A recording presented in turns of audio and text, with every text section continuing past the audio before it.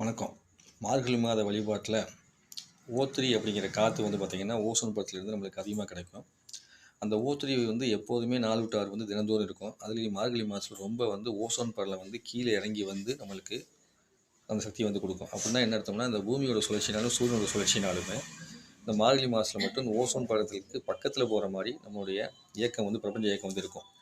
அதனால இந்த நேரத்தில நீங்க எந்திரிச்சு, காலையில ஈரத்த தண்ணீல குளிச்சுட்டு, அதுக்கப்புறம் நீங்கள் வெளிக்காற்ற சுவாசிக்கும்போது, அந்த காத்தின் மூலமாக வந்து பார்த்தீங்கன்னா, இயற்கையாக உங்களுக்கு ஓத்துறீங்க சக்தி வந்து கிடைக்கும். இப்படி இலவசமா கிடைக்கக்கூடிய இந்த ஒரு அற்புதமான சக்திய நீங்க பெற்றுக்கிறதுக்கு இந்த மார்கழி மாசம் வந்து உதவி பண்ணும். மேலும் பெருமாளை நீங்கள் நேசித்து வணங்குவதற்குரிய ஒரு அற்புதமான மாதம் இது. இந்த பெருமாள் வந்து பார்த்தீங்கன்னா, பலவிதமான இன்னல்களை தீர்ப்பதற்காக பல அவதாரம் வந்து எடுத்திருப்பார். அப்படின்னா என்ன அர்த்தம்னா, உங்களுடைய தேகம் இருக்கு இல்லையா? இந்த தேகமே பெருமாளாக மெய்ப்பொருள் விஷயத்தில சொல்லப்படும். அப்படி இருக்கும்போது, நீங்கள் இந்த சக்தி நிலைப்பாடுடைய இந்த மாதத்தில நீங்க எந்திரிச்சு எல்லா வேலையும் செய்யும்போது, இந்த தேகம் சம்மந்தப்பட்ட தீமைகள்லாம் விலகுவதற்கான வாய்ப்புங்கிறது அதிகமா கிடைக்கும்.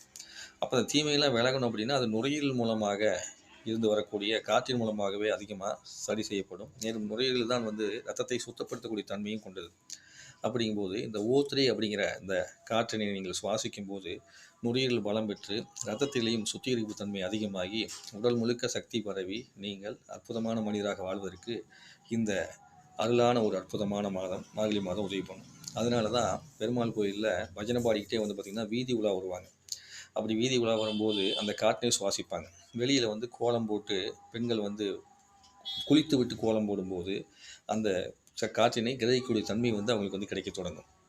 அதுக்கு தான் அவங்களுக்கு கோலம் போடக்கூடிய ஒரு வேலையை வந்து கொடுக்குறாங்க. நம் முன்னோர்கள் என்ன பண்ணியிருக்கிறாங்கன்னா, நாம் செய்யக்கூடிய வழிபாட்டு முறையிலும் நாம் செய்யக்கூடிய இந்த மாதிரி கோலம் போடக்கூடிய இந்த மாதிரி விஷயங்கள் மூலம் கிரியா முறைகள்னு சொல்லுவாங்க. இது அலங்காரம் பண்ணுறது கிரியா இது எல்லாத்தையுமே அந்த முறையின் மூலமாகவும் சக்தி நிலைப்பாட்டை உள்கிரகித்து மேன்மடைவதற்கான வாய்ப்பினை கொடுக்குறாங்க.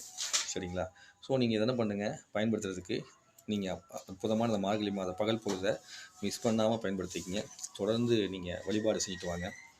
அப்படி வரும்போது சிவபெருமானுடைய நாமத்தில் உள்ள பஞ்சாட்சரத்தை உச்சரிக்கிறப்போ உங்கள் உடம்பில் இருக்கக்கூடிய 5 ஆதார சக்கரங்களும் சிறப்பாக இயங்கி 6வது சக்கரமாகிய ஆக்னேய சக்கரத்தின் மூலமாக 7வது சக்கரமாகிய சகஸ்ரார சக்கரத்தை தொடுவதற்கான வாய்ப்பினை மிக நெருக்கத்தில் கொண்டு வந்து கொடுக்கும். அப்படி கொடுக்கும்போது உங்களுக்கு இந்த பிரபஞ்ச பேராற்றல்ங்கிறது உங்களுக்குள் இறங்கி மிக அற்புதமான மாற்றத்தை கொடுத்து மேன்மடைய வைக்கும்.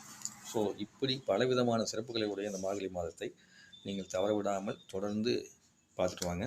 நாம் அடுத்தடுத்த பதிவில் ஒவ்வொரு நாளும் ஒவ்வொரு விஷயம் சொல்கிறேன், பயன்படுத்திக்கங்க. நன்றி. இதுவே நம்ம தந்தையை நம்ம சேனலை சப்ஸ்கிரைப் பண்ணுங்கள், லைக் பண்ணுங்கள், கமெண்ட்ஸ் பண்ணிட்டு பார்த்துங்க. தொடர்ந்து நம்ம சேனலை வாட்ச் பண்ணுங்கள்.